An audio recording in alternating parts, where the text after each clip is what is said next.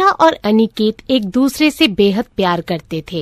एक दिन जब दोपहर के समय त्रिशा के घर पर कोई नहीं होता तो वह घर से भागकर सीधा मंदिर पहुंचती है। मंदिर में उसका बॉयफ्रेंड अनिकेत ऑलरेडी उसका वेट कर रहा होता है।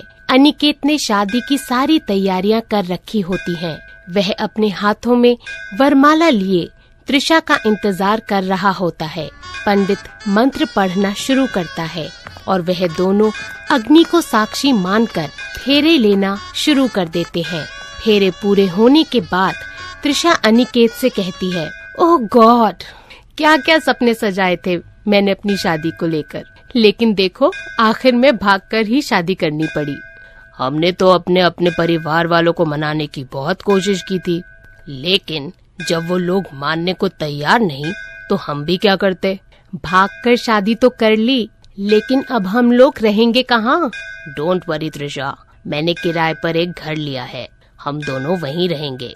तो क्या कहती हो, अब चलें वाइफ जी? जी हाबी जी। दोनों एक दूसरे का हाथ पकड़कर वहाँ से किराए वाले घर में चले जाते हैं। देखते ही देखते उनको एक हफ्ता बीत जाता है। फिर एक दिन अनिकेत की माँ का फोन आता है और वह अनिकेत और त्रिशा को अपने घर बुलाती हैं। त्रिशा, माँ का फोन आया था, उन्होंने हमें घर पर बुलाया है। अब सासू माँ को क्या कहना है हमसे?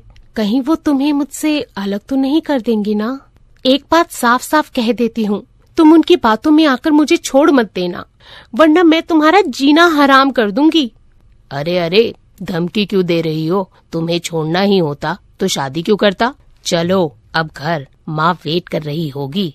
दोनों अनिकेत के घर चले जाते हैं तो अनिकेत की माँ आशा दरवाजा खोलती है और उन्हें देखकर कहती है, रुक जाओ यहीं पर और खबरदार जो एक भी कदम आगे बढ़ाया। उफ सासू माँ, आप पहले डिसाइड कर लो कि आप चाहती क्या हैं।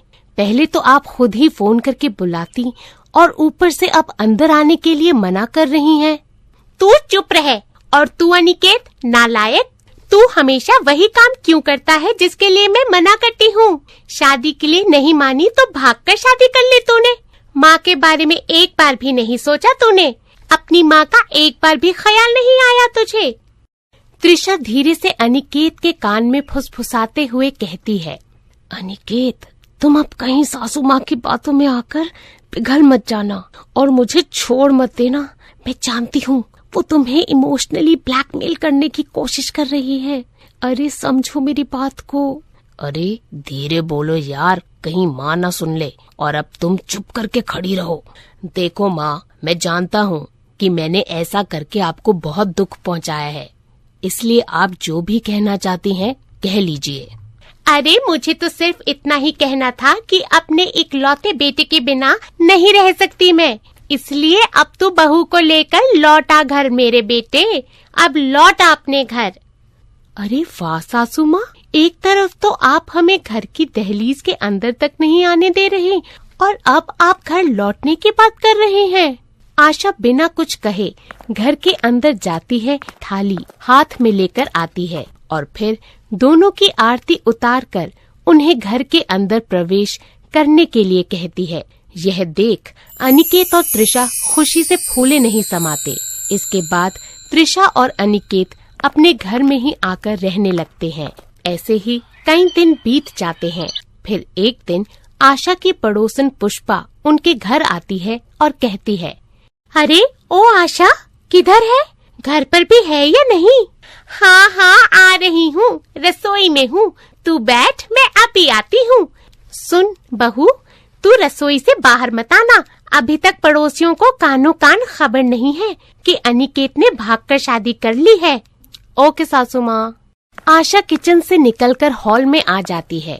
वहाँ वह अपनी पड़ोसन से बतियाती रहती है और बातों ही बातों में कब 1 घंटा बीत गया उन्हें पता ही नहीं चला।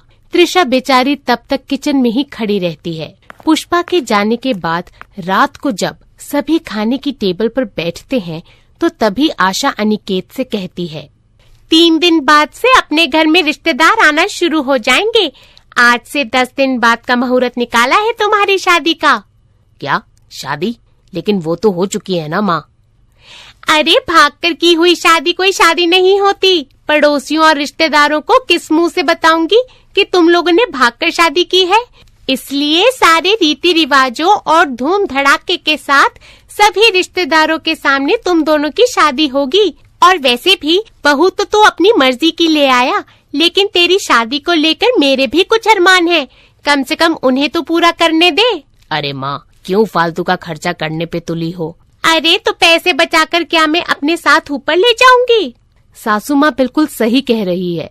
और फिर भले ही दूसरी बार ही सही, लेकिन शादी तो हमारी एक दूसरे से ही हो रही है ना। 10 दिन बाद त्रिशा और अनिकेत की धूम धड़ाके के साथ समाज के सामने दूसरी बार शादी हो जाती है। सब कुछ ठीक चल रहा होता है। फिर एक दिन त्रिशा मैगजीन पढ़ रही होती है। तभी अनिकेत आकर उससे कहता है, त्रिशा यार कुछ बढ़िया सा नाश्ता बना दो। ऑमलेट ब्रेड बना लो ना अनिकेत, अभी मैं बिजी हूँ। तुम ऐसा कौन सा पहाड़ तोड़ रही हो जो बिजी हो? पहाड़ नहीं तोड़ रही, लेकिन मैगजीन पढ़ने में भी बिजी हूँ। मैं उसमें पेज 3 के स्टार्स की डेस्टिनेशन वेडिंग के बारे में पढ़ रही हूँ। यार अनिकेत, मेरा भी बड़ा मन है कि हमारी भी डेस्टिनेशन वेडिंग हो। मैं जानती हूँ कि अभी तुम स्विट्जरलैंड या सिंगापुर में डेस्टिनेशन वेडिंग अफोर्ड नहीं कर सकते, पर हम गोवा में तो अपनी डेस्टिनेशन वेडिंग प्लान कर ही सकते हैं ना। वैसे भी अपने हनीमून के लिए हम गोवा तो जा ही रहे हैं, तो क्यों ना हम अपने कुछ कॉलेज फ्रेंड्स को वहाँ बुलाकर एक छोटी सी डेस्टिनेशन वेडिंग करें। छोटी सी? तुम्हारी इस छोटी सी डेस्टिनेशन वेडिंग में ही कितना खर्चा आ जाएगा? कुछ आइडिया भी है तुम्हें? नहीं, मुझे डेस्टिनेशन वेडिंग करनी है मतलब करनी है। ओफो बाबा, तुम मानने वाली तो हो नहीं, और तुमसे बहस करके भी कोई फायदा नहीं है। तो let's go for a destination wedding. Aniket के इतना कहते ही त्रिशा झट से अनिकेत के गालों पर किस करती है और उसके गले लग जाती है। कुछ दिनों बाद वह दोनों गोवा के लिए निकल जाते हैं, जहां पहुंचकर वह अपनी दोस्तों की मौजूदगी में चर्च में शादी करते हैं। कुछ दिनों बाद दोनों घर लौट आते हैं। वहां पहुंचकर वह देखते हैं कि त्रिशा के मायके वाले उसके ससुराल आए हुए होते हैं। अपने माता पिता को इतने दिनों बाद देखकर त्रिशा की आंखों में आंसू आ जाते हैं। तभी उसकी माँ सरोज कहती है, कितने दिनों बाद देख रही हूँ अपनी बच्ची को।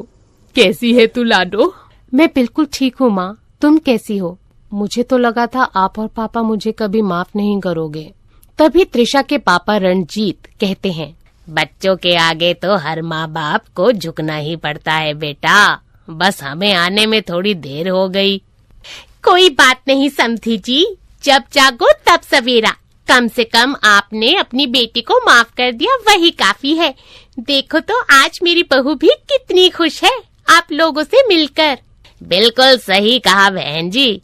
बेटा अनिकेत, हमें तुम दोनों से बिल्कुल भी शिकायत नहीं है। बस अब हमारी एक इच्छा पूरी कर दो। हर माँ बाप की इच्छा होती है कि वो अपनी बेटी का कन्यादान करें और खुशी खुशी उसे विदा करें।